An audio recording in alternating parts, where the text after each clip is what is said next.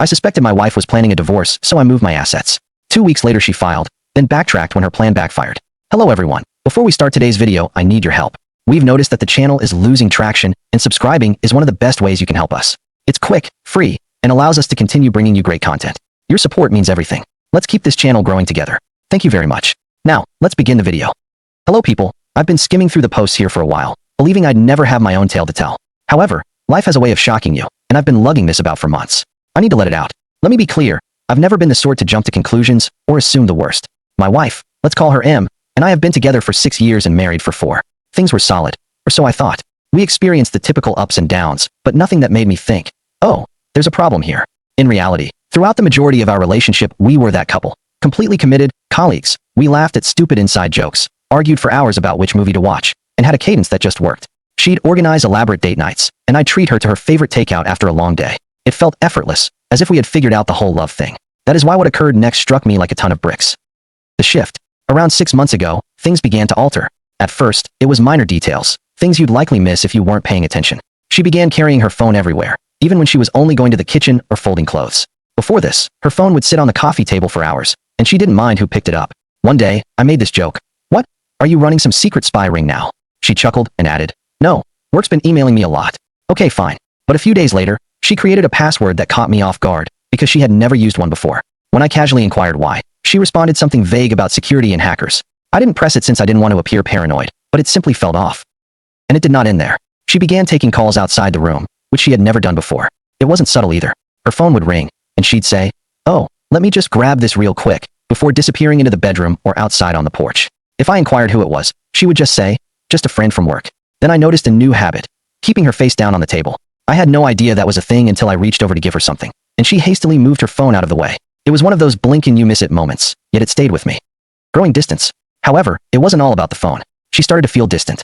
Conversations that used to flow easily now felt like pulling teeth. If I brought up future plans, such as, where should we go for our anniversary? Or, do you think we should start saving for a new car? She'd simply nod and say, yeah, we'll see, before shifting the subject. It all came together for me on a random Wednesday. She informed me that she was seeing a buddy for coffee after work. It didn't sound strange, she does that occasionally. I happened to be running errands in the same area, so I figured, why not surprise her? It will be cute. When I arrived, however, she was not with her friend.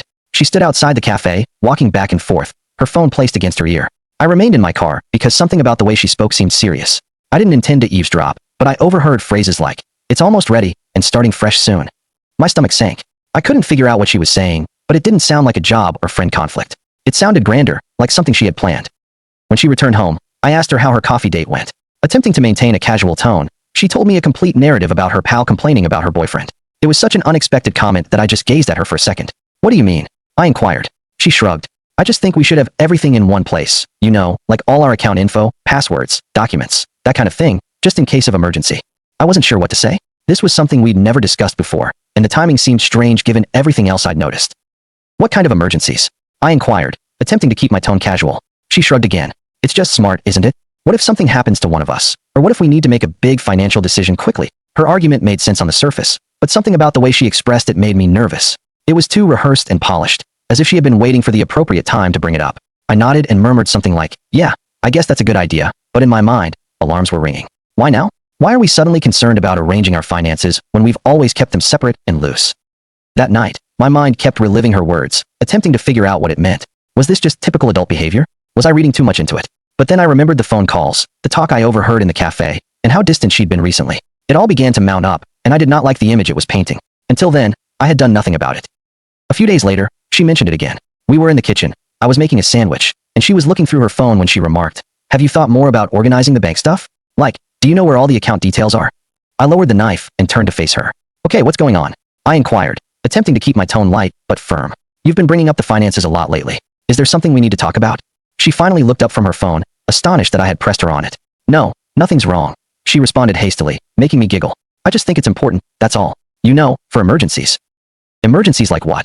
She shrugged, her expression unreadable. I don't know, just life stuff. It's not a big deal, I promise. I just think it's something we should get on top of. Her response seemed ambiguous, too vague. I nodded and let it go, but the way she avoided providing a direct answer made me even more suspicious. It didn't seem like a casual suggestion anymore. It felt like she was concealing something, but I had no idea what it was. So the next day, while she was at work, I decided to look into our finances.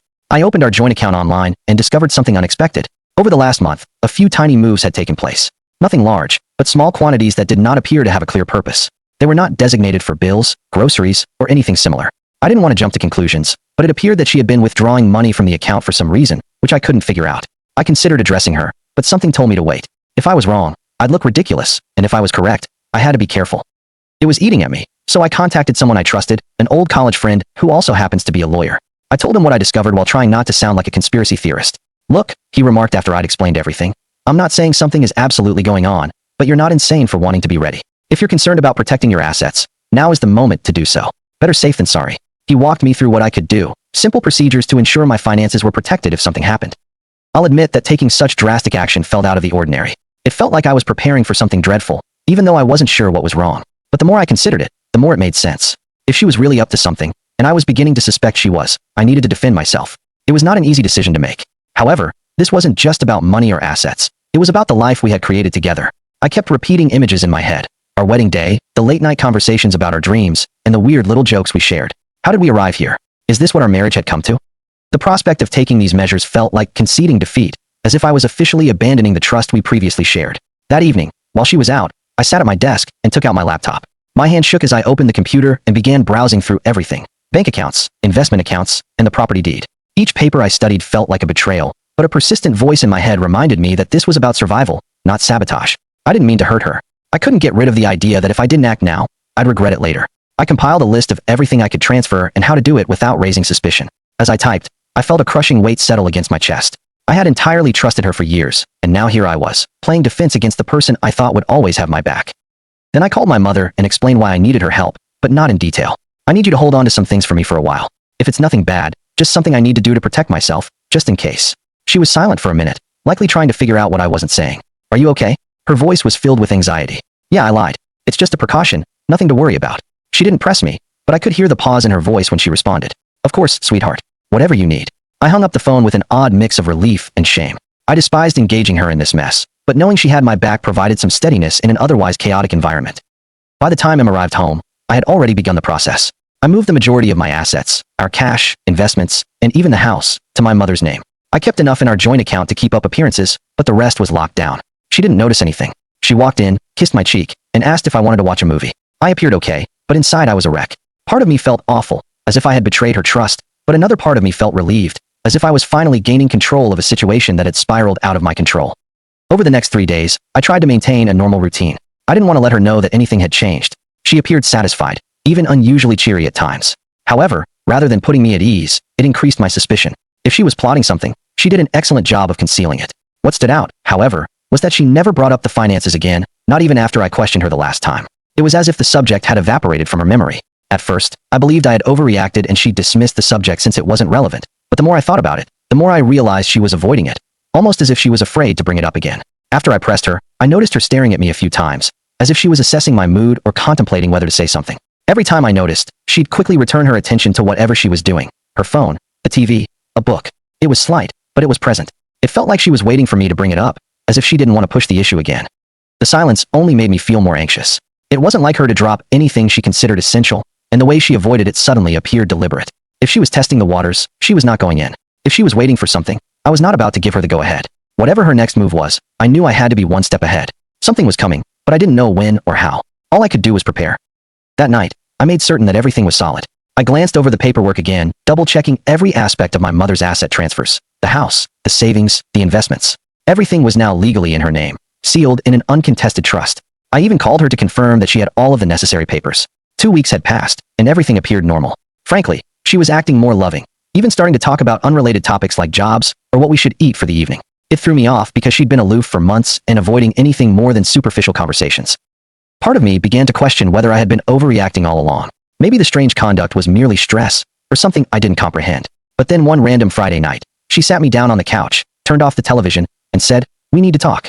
My stomach fell quickly. I knew what she was going to say before she did. "I think we should get a divorce," she replied. Her voice, so calm it seemed prepared. It wasn't furious or emotional. It was simply frigid, as if she had told me we had run out of milk. I stared at her, unsure how to respond, as she explained her argument. She mentioned needing space, wanting to figure herself out, and feeling like she'd lost her identity in the marriage. Standard breakup phrases that didn't really explain anything. But then she said something that struck a different tone. "You know, I've made a lot of sacrifices for you over the years, and I don't think you really appreciate them. I deserve more." That last part stung. It wasn't just that she wanted out. It was that she framed it as if I owed her something, that everything was my fault, and she was simply claiming what was properly hers. As I sat there trying to understand what she was saying, a new question arose. Why now? Then she said something that made everything start to make sense. "A friend of mine has been helping me see things more clearly," she continued, not looking at me. "A friend." I remained still, letting her speak, but my mind was racing. Who was this friend? Why were they so involved in my marriage? The way she stated it was not casual. It seemed like someone had been hyping her up, convincing her that leaving me wasn't simply a choice, but a strategy she needed to implement. And the more she talked about how she deserved more because of her sacrifices, the more I became skeptical. Sacrifices? What kind of sacrifice? She was happy with me, or so she said. I worked hard to offer her the life she desired, and it wasn't just about money. When she asked to move closer to her job, I agreed, even though it meant a lengthier commute for me. When she wanted to attend that pricey yoga retreat last year, I made sure we budgeted for it. Even for going on a vacation I was looking forward to, so she could go. I backed her when she changed careers twice, telling her it was fine to take the risk because I wanted her happy. I believed being a decent husband meant putting her first whenever possible. It wasn't as if I was an unresponsive, distant partner. I showed up. I remembered birthdays and random things she had mentioned loving. When she mentioned feeling caught in a rut, I suggested date nights. I listened to her complain about her job, friends, and family. I didn't always get it right, but I did try. That's why her "I deserve more" line hurt so much. I didn't even consider buying it. She was not upset due to anything I did or did not do. She was upset because something had changed in her. Perhaps it was the acquaintance she kept bringing up, or something else, but the lady sitting in front of me was not the woman I married. I was not going to let her rewrite our marriage tale to fit her new narrative. I didn't press her at the moment. Instead, I nodded and said something innocuous, such as, "If that's how you feel, I guess we should figure out the next steps." She seemed startled that I wasn't arguing or begging her to stay, but I didn't mind. My attention had already changed. I needed to know who or what was causing her sudden, planned shift in conduct. She didn't just wake up one day and decide she wanted out.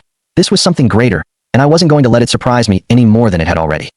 After that chat, she went into her own apartment, and I received the divorce papers on Monday. Let me tell you, they didn't only want to stop the relationship, they were planning to take everything.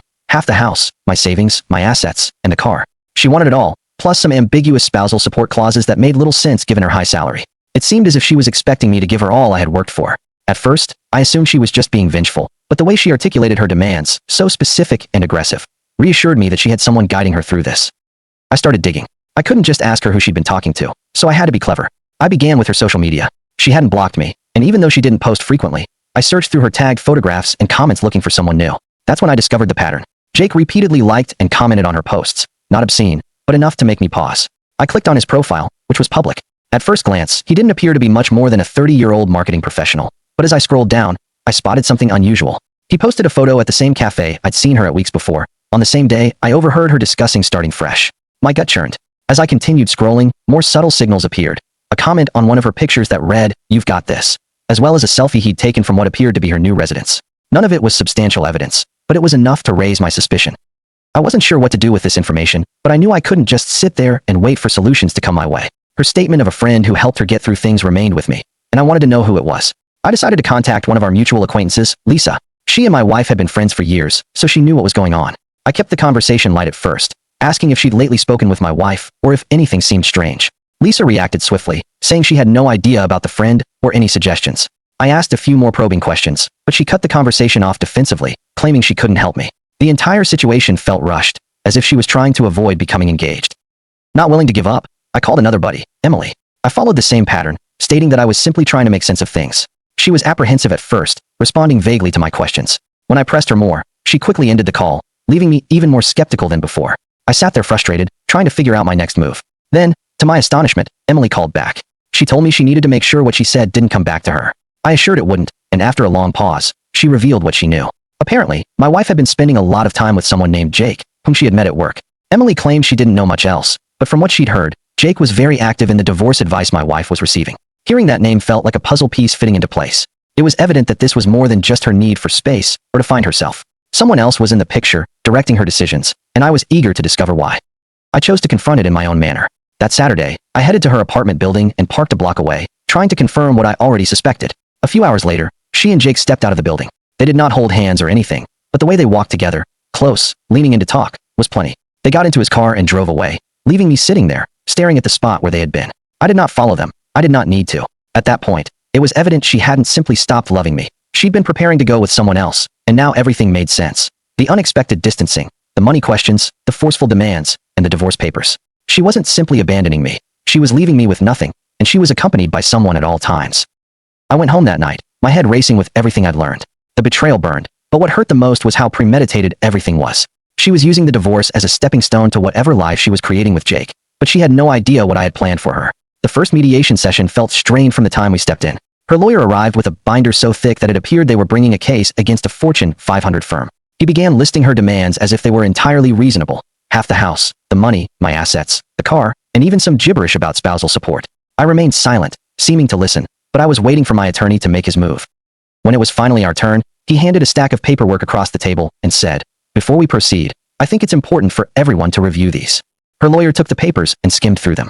His confident posture changed fast as he flipped through the pages, his brow furrowing harder with each one. "What is this?" he inquired, gazing at my lawyer. "These documents show the transfer of all major assets into a trust under my client's mother's name," my lawyer said calmly. "The transfers were completed several weeks before the divorce filing, and the trust is fully legal and irrevocable." The room became utterly silent. Her lawyer looked at her, confused and frustrated. "You didn't mention this," he stated flatly. She snatched the papers from his hands and flipped through them, her face flushing. "This can't be real," she said, staring at the notarized signatures and dates. Then she turned to me, her countenance changing from incredulity to rage. "You planned this," she muttered, gazing at me as if I'd committed a heinous crime. "You knew I was going to file, and you set this up to screw me over." I did not respond.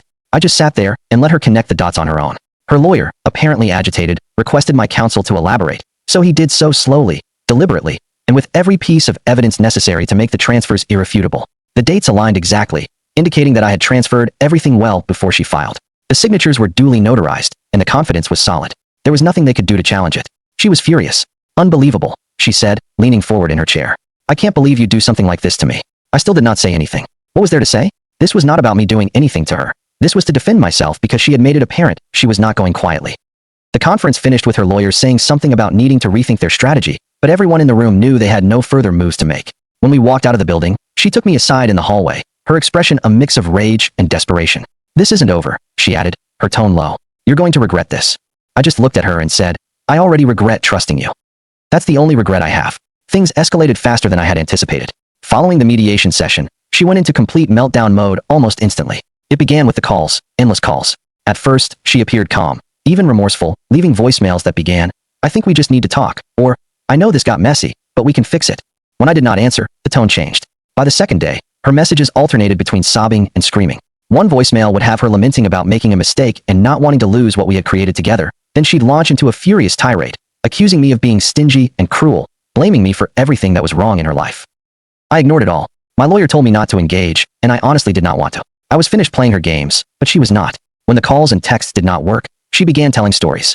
Mutual friends informed me that she had been telling people that the divorce was a hoax, that it was all part of a larger farce, a prank. I mean, who would believe that? The flaws in her story quickly became apparent. Friends began to ask questions like, if it was a prank, why did you file actual legal paperwork? Or, why hire a lawyer and make such specific demands if it wasn't serious? When others didn't instantly accept the hoax justification, she doubled down. She said it was not a joke, but rather a test of our relationship's strength. She began casting herself as the victim, claiming that my reaction had hurt and betrayed her, that it had gone too far and broken our marriage's trust. At first, some individuals seemed to believe her stories. I'd get strange emails or comments from acquaintances like, "Wow, I didn't realize things were so rough for her." Even her brother lashed out, saying, "You should have just talked it out instead of being so drastic." It was annoying, but I knew the truth would eventually come out, and it did, due to a common buddy. Let us call him Matt. Matt and I were not particularly close, but we had always been cordial. A few weeks after the mediation, he messaged me unexpectedly, stating he had something I needed to see. When we met, he brought out his phone and showed me a series of text messages between her and Jake. I was confused at first. "How did you even get these?" I inquired, scanning through the messages. Matt revealed that he and Jake shared a mutual buddy who had heard their talks. Apparently, this common acquaintance had grown concerned about the way things were progressing, especially when Jake began gloating about how he was assisting her in securing her future. It didn't take long for that common buddy to figure out what securing her future really meant, trying to bleed me dry. Feeling awful about remaining silent, the buddy grabbed screenshots of the texts and sent them to Matt, believing he had a better relationship with me and could warn me. "This guy's been playing both sides," Matt replied, shaking his head. "He's been hyping her up to take you for everything while making her believe he'd be there for her afterward." Matt gave me the texts and said, "I thought you should know. You don't deserve this, man." The texts were terrible. She wasn't just ranting to Jake about the divorce. She was actively planning her future steps with him, and he was guiding her through them. A message she left read, "Once the settlement's done, we'll have everything we need. I just need him to agree to the terms." Jake responded, "Don't back down. Make him feel guilty if you have to. He owes you. We'll start fresh once you've got the money."